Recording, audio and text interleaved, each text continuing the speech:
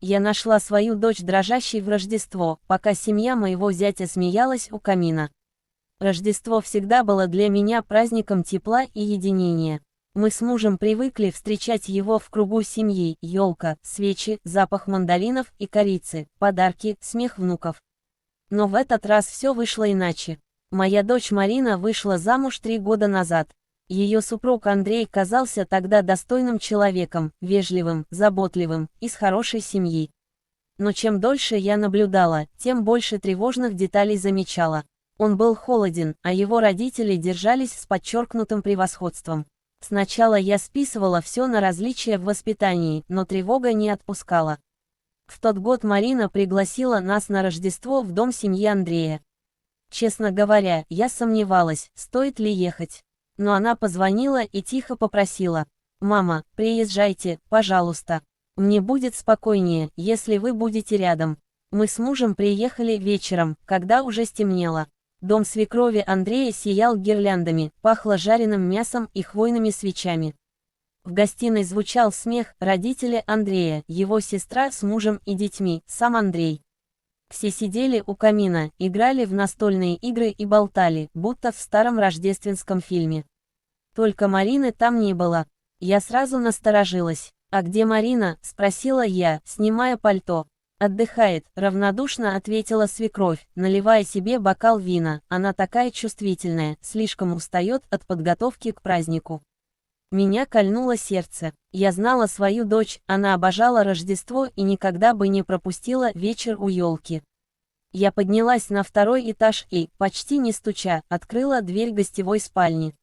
То, что я увидела, перевернуло мою душу. Марина сидела у окна, закутавшись в тонкий свитер, дрожала и вытирала слезы. Рядом не было ни одеяла, ни подарков, ни даже чашки чая. За ее плечами горела елка на улице, и свет гирлянд падал на ее бледное лицо.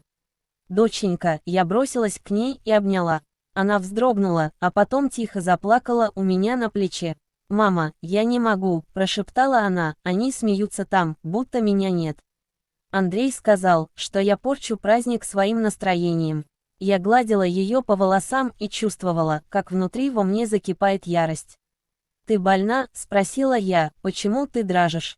Оказалось, у нее с утра поднялась температура, а Андрей вместо того, чтобы помочь, велел не мешать веселью.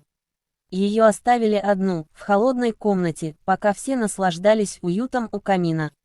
Я сжала кулаки. Никто не имеет права так обращаться с моей дочерью. Я накрыла Марину пледом, принесла ей чай, а потом спустилась вниз.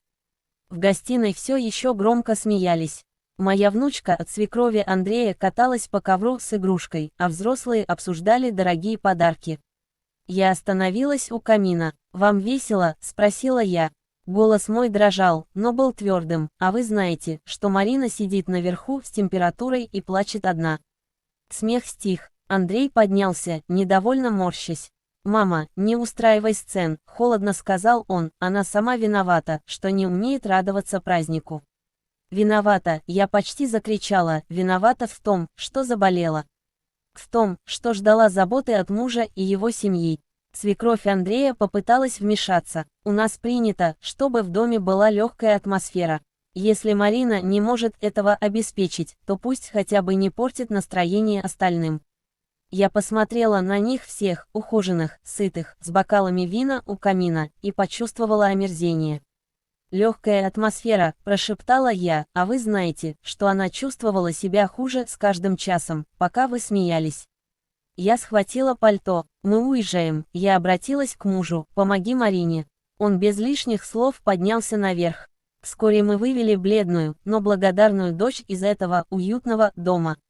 На улице кружил снег, было морозно, но воздух казался чище, чем та атмосфера, что осталась позади. Дома мы укутали Марину в плед, поставили чайник, достали мандарины и зажгли свечи. Она сидела рядом с нами, все еще дрожала, но на лице впервые за вечер появилась слабая улыбка. «Спасибо, что приехали», — сказала она тихо, — «я думала, я совсем одна». Я взяла ее за руку.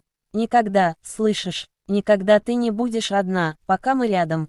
Той ночью я поняла главное: Рождество не в елке, не в подарках, не в смехе у камина. Настоящее Рождество – это когда рядом с тобой те, кто любит и поддерживает.